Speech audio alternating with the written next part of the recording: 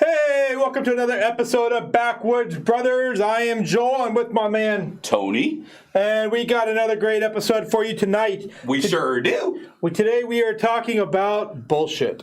Bullshit. Bullshit.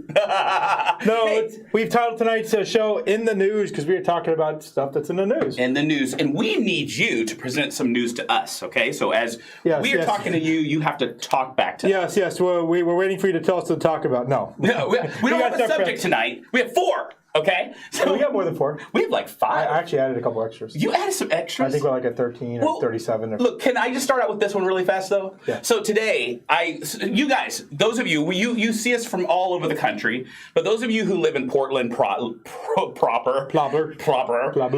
we have surrounding cities like Gresham and Clackamas and all of those others. So I went into Portland, and because most of our things are still there. I ride a TriMet I'm looking for holes. bus. Oh, yeah. Gunshots. That's true. That's true. That story's coming up next. But I went to Portland, and I ride TriMet Lyft to go to Portland. And a lady was telling me about how she was attacked on her bus, and also she's gotten things thrown at her bus. If you look at the news just recently, there's a problem where a guy is riding a bicycle or two and just throwing things at moving cars amongst the homelessness. They assume that he's homeless. And so the story gets wilder and wilder, but there's this thing going on. If someone did something at my car when I was driving by, I would stop, pick it up, and throw it back at him. Not in Portland, you won't. People are crazy. Even walking down there, being down in Portland feels depressing. It feels absolutely The life is sucked out of you? The life is sucked. You can feel the tension. And as a matter of fact, TriMet had an article that came up that talked about the vandalism that is happening down in Portland still. Shops are moving out. Not many people are moving in, but we'll talk about that later. Yes, looking at the pictures today to pull it for the show. Yes. Made me think about, and I don't want to give it away, but made me think about a video. And I'm going to tell you about it in a second once you get to it, but it made me think of a video and it cracked me up. Do you want to bring those pictures up? Yeah, why don't you go and jump the first one here? This is what's happening down in Portland. Let me tell you, it takes about $400 plus to replace that glass. Dang, that's expensive. $400 plus. Here's what made me think about it. There was a store I saw on the video way back in the day, and this guy kept throwing bricks through this. They kept throwing bricks through this guy's windows, and he had to replace it. Cost him like $1,000 for a window or something. So he got tired of it. So one day they just put the plexiglass, like the stuff. They threw it on there, but the person who throws the brick didn't know about it. And you see the security cam. The guy go up and he goes, throws a brick, and it bounces back and hits him in the head, knocks him out. So when I see all those, I picture them putting that in there, and somebody just going to smack with a bat. And it's like junk. Wait, do you have that video? Oh, I did not bring that one up. I should have. Okay, if you find a video like that, feel free to shoot it to us. But no, not only that though, it's like $1,000 to replace or plus to replace that booth. Yeah, well, actually, no, it was $10,000 up to $10,000, and it could take up to 3 days. And up to 3 days, and $10,000. If they're breaking several of those a day, then that's thousands of dollars of, it's tens of thousands of dollars of repair plus time lost to repair it. Yes. And assuming they have the parts in. Not only that, their ridership has gone down. Tremendously. Well, there's over 100 of these. It's TriMet. It's been failing for decades. It has been. But you might think, why? And that's funny you say that. You might think, Estacadians, what does that have to do with us? Well, the last stop of TriMet is where we live. Now, we don't have vandalism out here happening with that. But it's just There's vandalism out here. There's some vandalism out here. There's some vandalism out there with the bus stop? Not the bus stop itself. That's right in front of City Hall and some right next to the fire department and a bunch of other people that would probably do something about it. But there is vandalism out here. So. Mm-hmm. So, yeah, okay. So definitely out here, but specifically hadn't reached the pandemic of breaking glass. It has not reached that because I have a feeling if someone comes out here and starts breaking glass and things like that around here and they get caught, someone might break something on them.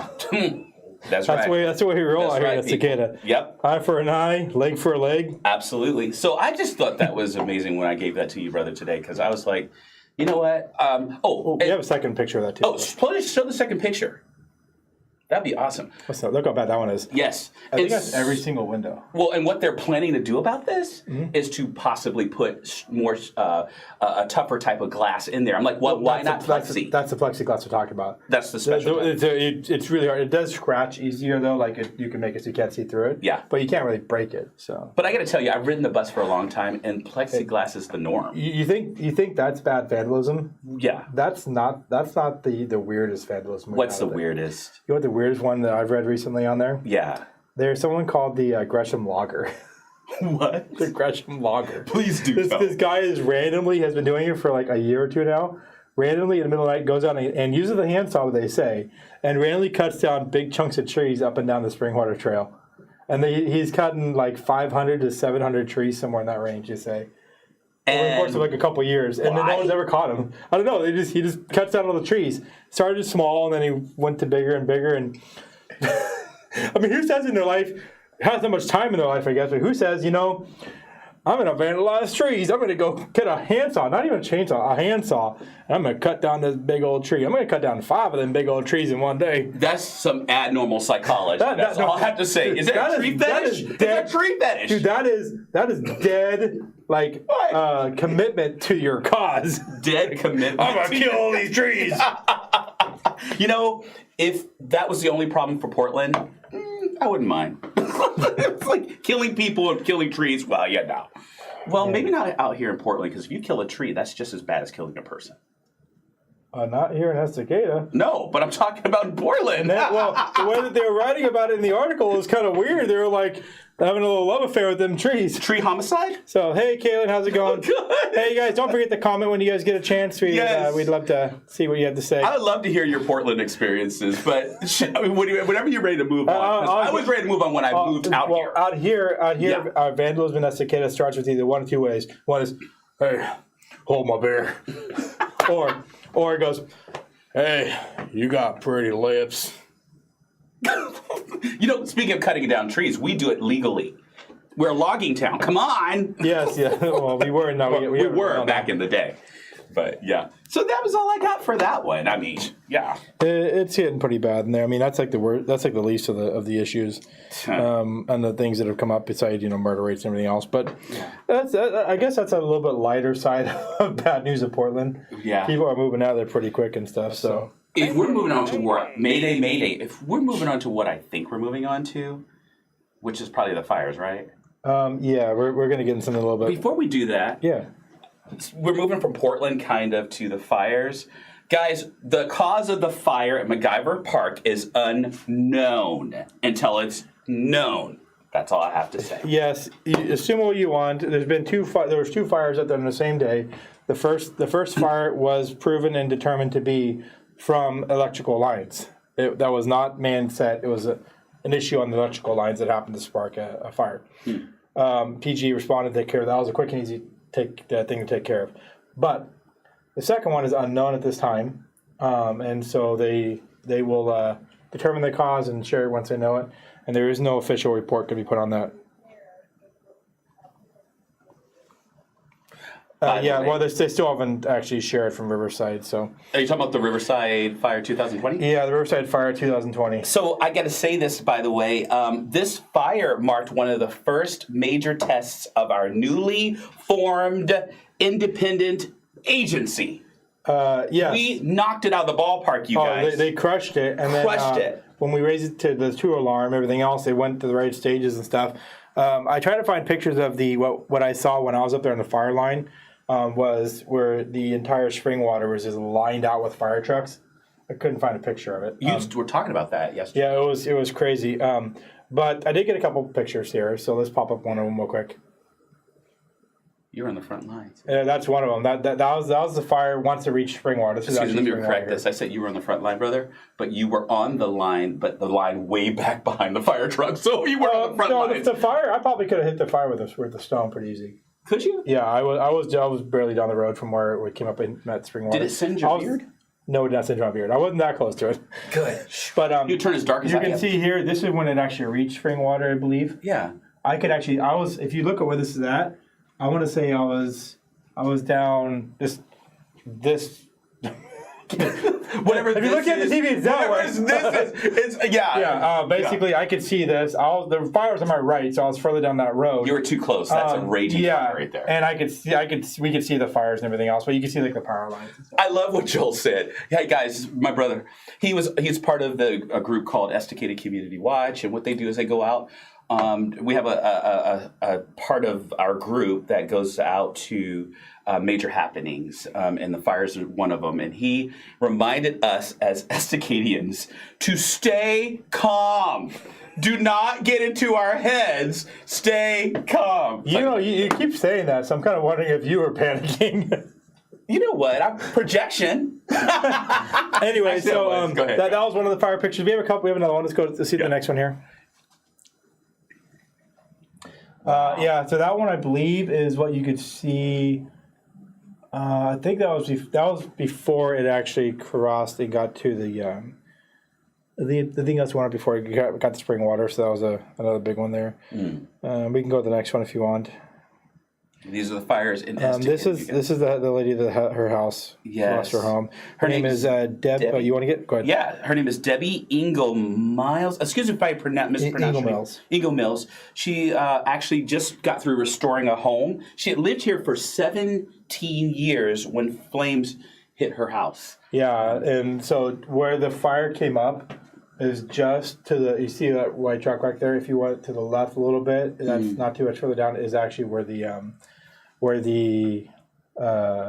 entrance to the park is at. Yeah. And I know the community is rallying behind her. Correct? Yeah. We have a lot of resources out there. She's got a lot of people behind her to get that, and we're ready for it. They were actually springing resources together before they even knew someone's house was burning down. Yeah. But we actually lost a couple things in the structure.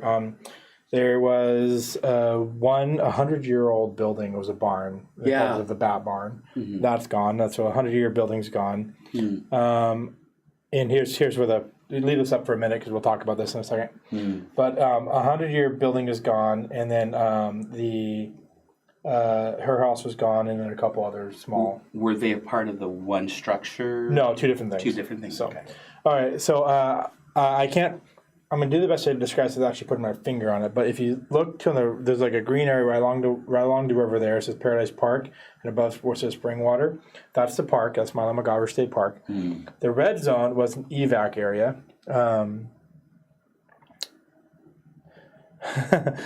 So the red area there is an evac for the go now. Yellow is be ready. Level 2 evac means that you can go if you want, but you're not ordered to evac yet. It's like a be ready. And one is, hey, you potentially could be evac'd, and just maybe pack some stuff, be ready to go in case it goes up from there. Notice, by the way, red and green meat. That's usually pretty not normal.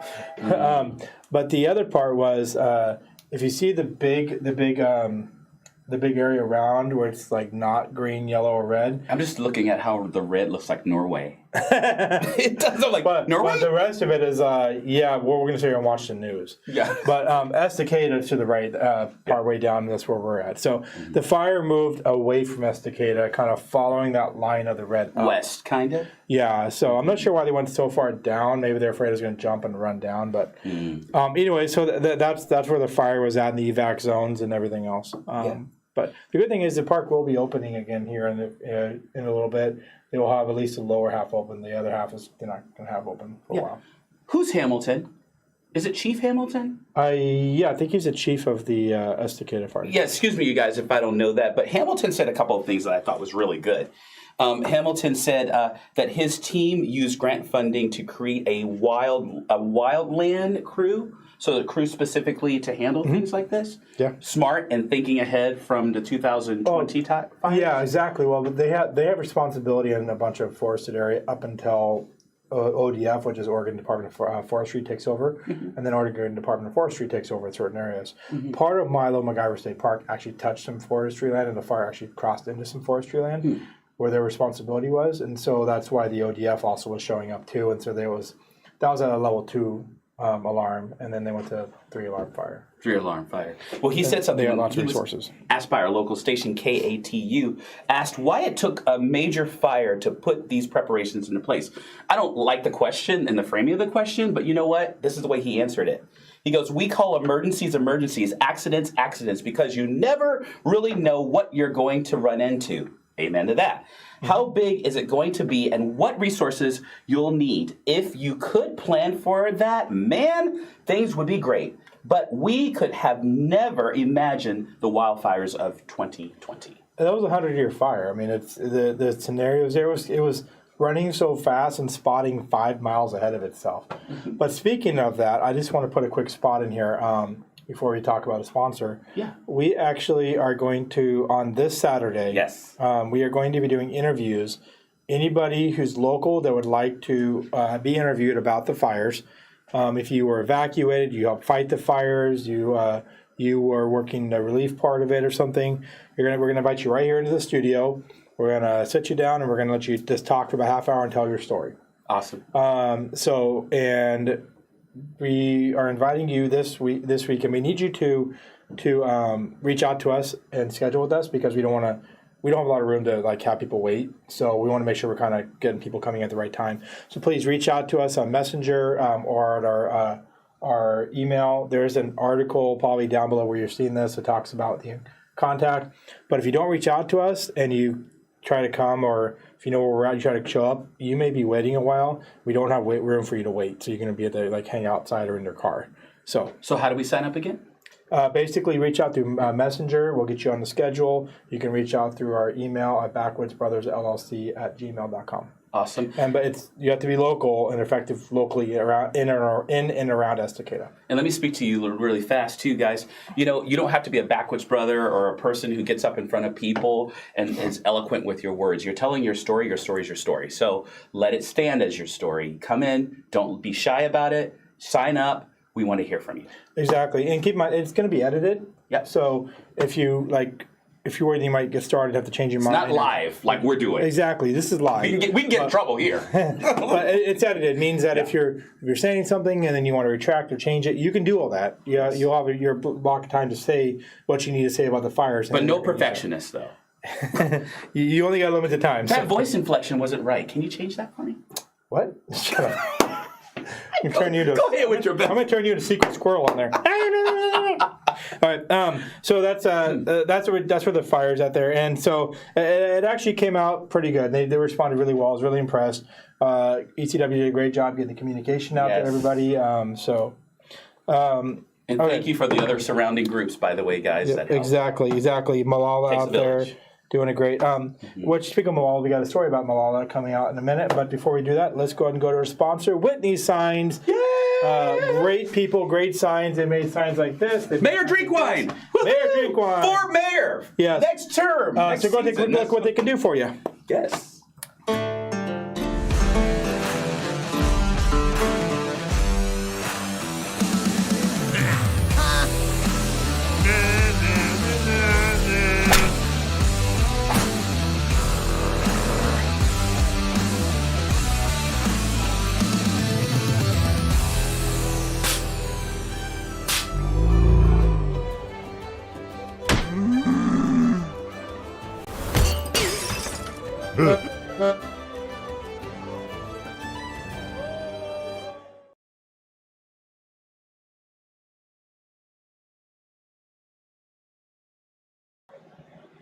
And that was not the right one. We'll get that one up and running for you in a little bit.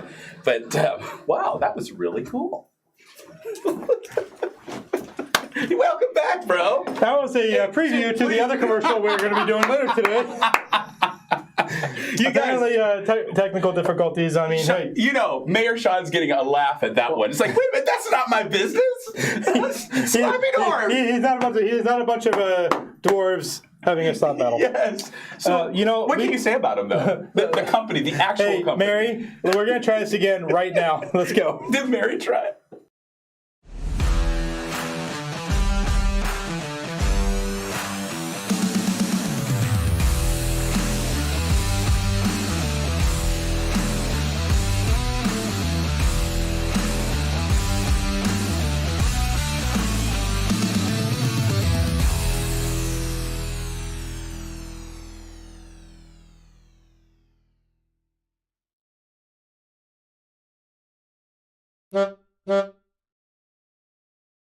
This is for giving the wrong commercial.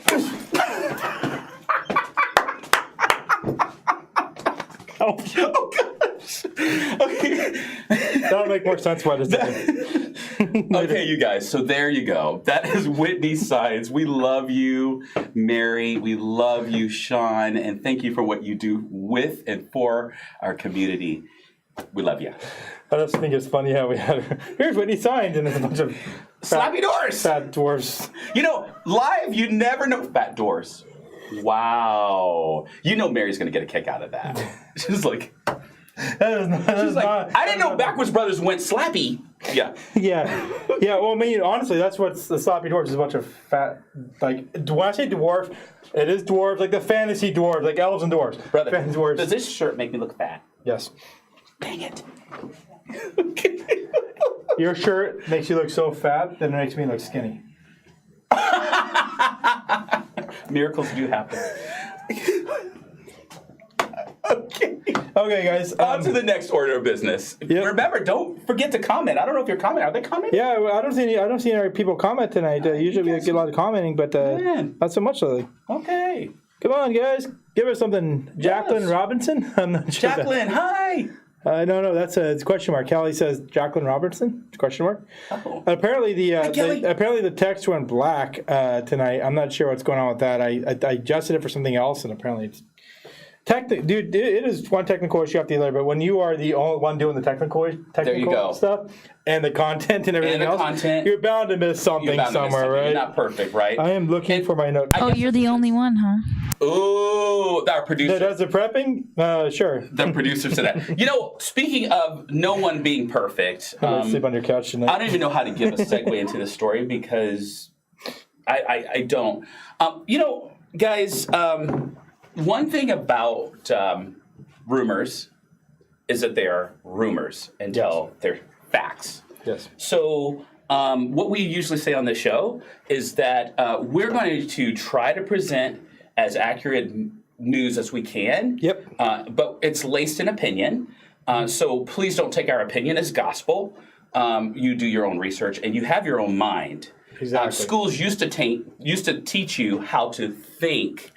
Now They didn't teach you what to think. Now So teach you what to think. Yeah, so we're not teaching you what to think. We're teaching you how to think critically. So Exactly. here's a perfect segue into that. Yeah. So the story out of Malala. Based on the fires, the Malala opened up their to receive animals and people as a need for evacuations, not knowing how much you might need. So they started prepping.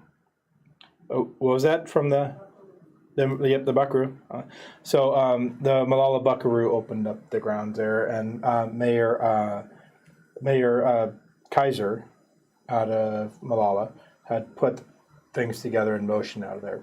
So he had spoken to us. It was in the middle of the night, like midnight, 1 o'clock when this happened. So he spoke to someone on the board. Got permission from one person, not the whole board, because they didn't have time to go through and do a whole board meeting. Got permission to open the grounds and do everything. So they gave them the gate codes. They got in. They opened stuff up. They had animals brought in. They were doing, I think, some places people needed to park or something. They had some food and water there, I believe. So during this time, at some point, another board member who hadn't, I guess, been privy to the information at the time, saw that someone was there, came in. Now, from the stories I hear from the people that were there, the board member didn't really conduct himself professionally the way they probably should have approached the situation, and because of that, it escalated quickly. So the board member came in. They tried to stop him at the gate, saying, "Hey, stop who you are," but he just blew past them, from what I understand. He went. I don't really know the grounds that well, but from what I understand, they described he went down like this ramp area and down into like a lower section. I think Kaylin said she knows a little about this. It's been in the paper, guys. So what happened was the Mayor Kaiser was down there, and he heard them shouting from the top, "Hey, stop them!" They just blew past the gate, and it was him and another person down there. And he raised up his hands to try to stop and say, "Stop, stop!" And I guess the guy, from what I understand, stopped at one point, and then started moving in and revved his engine to, like he was and started coming after Mayor Kaiser. So Mayor Kaiser's, had to stand up, stop. He has a big vest on and things like that. He wears for work, as you described it. But since the guy was coming at him, he wasn't stopping, Mayor Kaiser drew his weapon and pointed it at the driver's side window, shouting, "Stop." The guy stopped about a foot or two from him, and he holstered his weapon, went in, and then an argument pursued at that point between the other person that was with Mayor Kaiser and the person inside the vehicle. The person inside the vehicle happened to be another board member. I don't know if I've mentioned that already. Mayor Scott Kaiser called the police, told them what happened. A board member of the organization, not for the council. Yeah. And so the Clackamas County sheriffs came out. They took over because the Malala investigating their own mayor is a little bit of a conflict there. So they brought in Clackamas County because it's the appropriate thing to do. They came in, they investigated, they asked some questions, and it's still pending at this point. So, but that's kind of what happened right now. But the short story, the headlines are all reading that the Mayor Kaiser drew his weapon in self-defense. It's claiming self-defense based upon the situation. Okay. So there's an investigation. We'll see what goes on. So, all I know if I'm just gonna say this, it raised a bigger question for me. And yes. And this is a question all over the country. This is not just limited to Mayor Kaiser or Malala. It brought up a bigger thing to me, which I had questions about, which is the stand your ground, the stand your ground law. And I had to go in and read what that was. And it says sometimes called the line in the sand or the no duty to retreat law. And it provides people that may use deadly force, provides that people may use deadly force when they reasonably believe it to be necessary to defend against certain violent crimes. Exactly. And the key thing in there is it's necessary. So the best way to look at it is if you have the capability to extract yourself from situations safely and remove yourself without using deadly force, then you have to. That's the next spot. Or you're supposed to. But I'm summarizing it because instead of getting dragged. Yeah, because there's the alternative to that too. Yeah, and what you're reading, it goes pretty deep into it. It does. So I recommend people read that. Please read it. Yes, but the short story is this: if you can extract yourself from a situation, then you're supposed to do that. If you can't, because either, for example, I'm going to use this situation: if the scenario is as it was described, you can't outrun a car. No. There's not an easy. He was out in the middle of a field area. There's no easy way to step behind something to protect yourself. So in that scenario, if a car is charging at you, you have the right to pull your weapon to defend yourself. Now, if he was charging at the way that he was describing at a high rate of speed, the fact that he didn't fire may have been a good thing too, because, a good thing for the driver means that he may have been justified in firing if he was trying a high rate of speed. If he was moving at a low or moderate rate of speed, then pulling it to exude force without firing would probably be justified as well. So it just depends on a bit. Usually what they say when we went through like the concealed handguns license is if you're going to pull that weapon, it's because you're going to shoot that person. Mm-hmm. So, and I'm not a weapons carrier, so you're. And they'll treat it as brandishing is what it is, but they'll treat that as the same way as if you were exhibiting deadly force, and so they're going to look at it as would deadly force have been authorized in the situation, and if it would have been, they'll probably allow him to be off. If not, then he might be charged with something. But just based upon if you look at police responses and previous what they call case precedents or cases where this has happened before, and almost every case that I was able to find, it was where a vehicle was being used as a weapon, and someone, the police or an individual shot the person driving. As long as they could prove that there was actually charging at them with that intent to hit them with it, then the person was fine. Yeah. But if the car was moving 5 miles an hour and he was able to extract himself or move out of the way safely, that's the question they got to figure out. Yeah. These are all outstanding people involved in this situation. Exactly. It is an ongoing situation. It sucks all the way around. Here's Mayor Kaiser, handsome devil there. Yes, he is. So we just will see how that rolls out, huh? Exactly. It's definitely not a good situation for him, and I feel for him. So, But yeah, well, you guys be praying for him, especially if you're on Malala. Be praying for it. Be praying for his him and his family and what's going on there, because it's always a touchy situation, and there's always going to be somebody on the other end that's going to be trying to use that against him in some way. Absolutely. Well, one thing I won't use against you is the fact that you like pizza, because I like pizza too. And I actually want to we both like pizza. I want to segue out of here, and the segue out of here is to give you a shout out. Valerie, we love you. She's the owner of Hitch and Post Pizza. She's local to Estacada. She's been here forever, and her business just keeps on getting better and better. Watch this.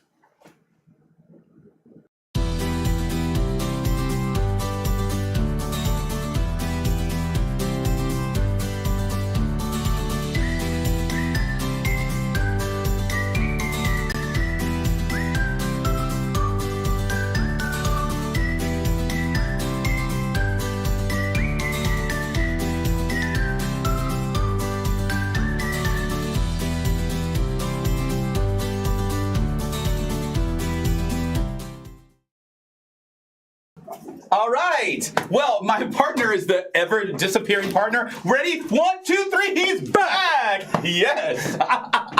Welcome to Backwoods Brothers, brother.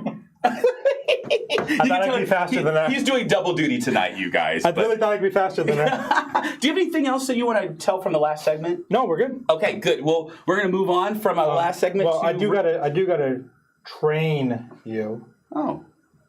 As we rail our way into that sounds awfully racist. I gotta train you as we're railing our way into the next segment. Yes, sir, Master Sir. Yes, sir. Okay, anyways. The next segment. What does this have to do with the price of rent in Portland? Is that what you're talking about? No. I'll talk about the train issue. What? Yes, I saw that. Tell me about it. I stuck this in on you, so I don't blame you. That's why it's on your notes. Yes, you didn't train me very well on this one. Yes, that's why I said I got to train you. I love trains. So what happened? By Friday, if they don't make an agreement, there will be a strike on two of the largest railroads. Yeah, the train engineers. What is it? I don't remember. CNO? They sent them on the article I was reading, and it's a lot to remember. It's like U.S. There's some big train companies. Yeah. Anyways, it's like 47,000 on one group, and like 40-something or 50-something on another group. It's a lot of people, and what they're upset about is time off benefits, and I think if they miss work or something, the penalties for that or something. It was basically around time off. And so they're trying to work on getting a negotiation to go in there, which is, one, not faring well for Biden, which nothing fares well for Biden because he's a moron. But Biden is trying to support the unions, but at the same time, it's counterproductive for him to support them because he needs to get his infrastructure, he needs to get everything back working and keeping it going, recovering from the pandemic. And you can't have either. You got to be hardball and say no. We want to get these guys what they need, or you have to say, hey, we got to get everything back on the track here. And so it's like it's not going to go well. And so they're expecting basically all national-based train movement to stop for the most part. Passenger, and the biggest part is... Are we looking at passenger freight. As well? Because I'm looking at freight. Passenger and freight. Are you serious? So that means Amtrak. Yeah, any cross-country train trips you have, Amtrak's already canceling them right now. There's an Amtrak... Local is different, though. There's a conductor that works for Amtrak, local in Estacada. He lives here in Estacada, so I wonder if he's affected by this. Might be. It depends what union he's in. Yeah. But the big thing is on the... Biden needs to go. I agree very much, Kalen. But if it does shut down, all the products a lot of the retailers come in by train. Mm-hmm. So I think they're saying like 70% of retailers, like especially large retailers, all have train. It's basically thrown on a train, shipped across the country, and then offloaded on trucks. Yep. So trucks and trains. Then the trucks would go would drop it off at the retail stores. Yeah. But so that means there's already a shortage on truck drivers as it is, like a massive shortage. Mm-hmm. So, but if the trains stop, then the only way that the products are going to move is truck driving, which is going to because of the prices, it's going to jack the price up a lot more. slow it down, and your shelves are going to be emptier. And so it's going to be a big issue for getting stuff that people need. Now, does that mean you have to run out and buy 1,000 things of toilet paper? No. This is not COVID, guys. I'm sure if it starts, you're going to have a week or so maybe of issues, and then I'm sure it'll get back on track and catch back up, maybe 2 weeks at worst. So critical things, if you're short on dog food and you need enough to get by for the next couple of weeks, make sure you have enough to get by, but don't go Letty's crazy. going to be eating your shoes. She talk about it. She eats the plums off the tree in the back. she gets like high on the stuff. No, but you know what? We've been through truck strikes. Well, at least Canada has been through truck strikes, and we forget about our infrastructure. They cause things to run. I'm picturing right now. Yeah, that's true too, producer. Yeah. That's true. That's actually true. We did truck strikes here, but I'm kind of curious how you do a train strike. It's not like there's a lot of places to go, and you can't really tow it out. Well, you talked about the prices going up. It seems like prices in Biden's America are going up anyway. So let's look at this. The rent increase caps, what are those? You brought them up last night? Yeah, actually, I got an image down here for it. I think it's like the last image I showed you. There it is. Anyway, so we actually got this right here for you, so people can read it as you're going through it. Rent cap, 7% plus inflation. Means that the August CPI report is 7 plus 8.5, which is inflation right now, a 15.55% increase.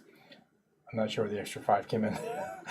But besides that, so if the average price to rent is $1,746. Yep, you got that. Okay. Yes. Plus 15.5%. Means that your average increase is going to be $270.63, or bringing it up to $2,016.63. Actually, I have $2,626. Whatever. 28 cents.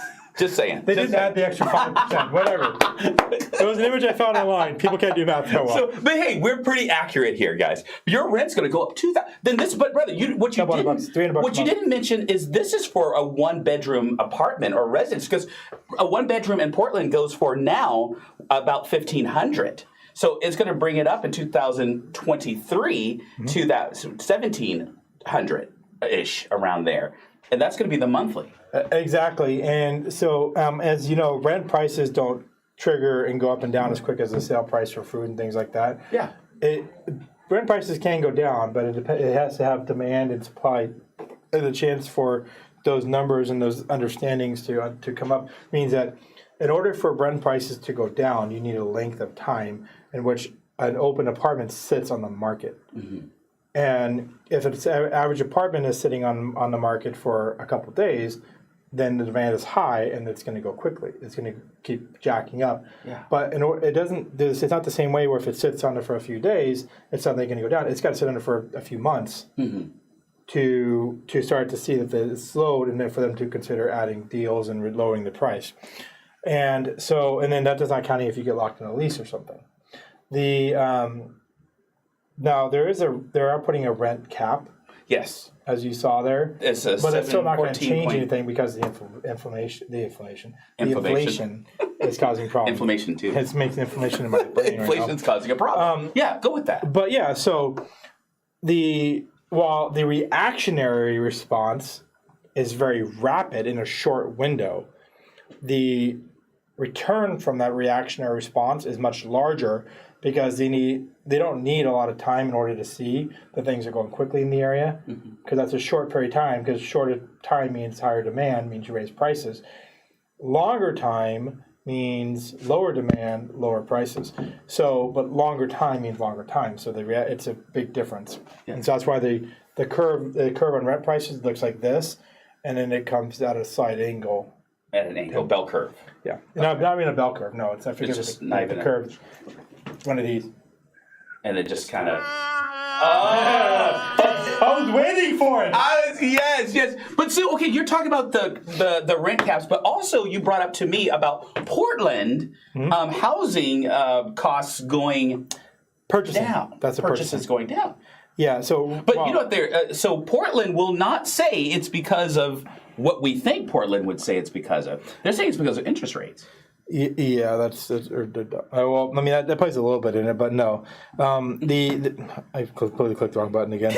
I'm just trying to find my notes. Hey, I got an idea. Run off platform and come back in later. I'll probably get the notes. No, it's brought us up. I'm screwed. I give it. Abandoned ship. Anyways, Yes. so the You don't have an iPhone, that's why. But anyways, go ahead. I know that's why it's working usually better. I'm the dummy, not the computer. Dang it, you're on a roll. Yeah. That is why the Portland is saying that their house sales are dropping, and they're saying it's because inflation, people can't buy. Well, that's playing a portion of it. It's because everybody wants to get the hell out, and there's a lot of houses opening up, and so there's a lot more supply than the demand, like we just talked about. Yeah. That demand has dropped, and the supply has increased heavily, so prices have to drop. Yes. Simple supply and demand. Right. Because people are wanting to leave the area. Right. They interviewed somebody just recently about. They're talking about a bunch of people in front of their homes that were camping and doing drugs and stuff. Yeah. They just cleared them out. And she's like, I don't care. It doesn't bother me. I'm moving in about a week up to Washington. Yeah. Now, when you have to go to Washington to get better, you really fall to the bottom of the barrel. You have. Womp, womp, womp, womp is right. Or California. Womp, womp, So, yeah, so we have to see. Whether we're going to start, Oregonians to start migrating to California. Gosh, well, I hear Montana, and I also hear other places that we are thinking. That's the Texas. good people. Huh? That's the good people. I'm talking about the people that are in Portland. They're going to move to California, and then, usually California wants to get out of California. Oh. A different set of people are going to want to go back down to California. Okay. One more thing just to add. Think with me here. I'm thinking. Here's your population thing right here. Yes. Portland had 11,000 fewer residents on July 1st, 2020, and that did not. Than they did in 2020. Mm-hmm. They have fewer. They have 11,000 who's left the city plus. Yep. And 1 minute to share it. Yes.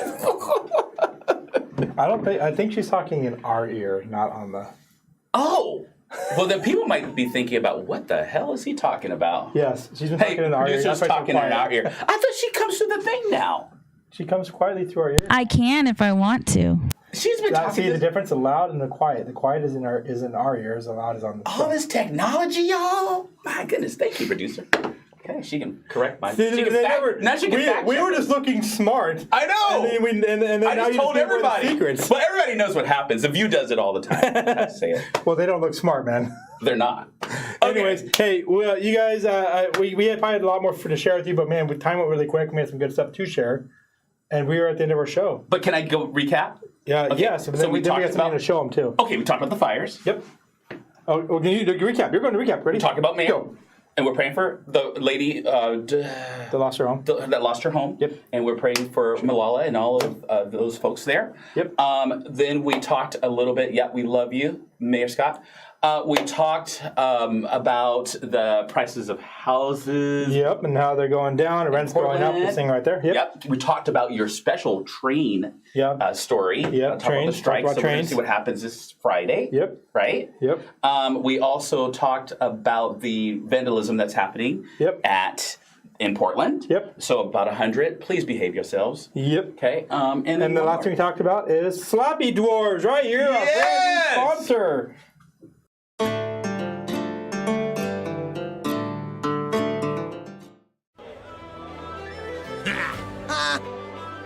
Na, na,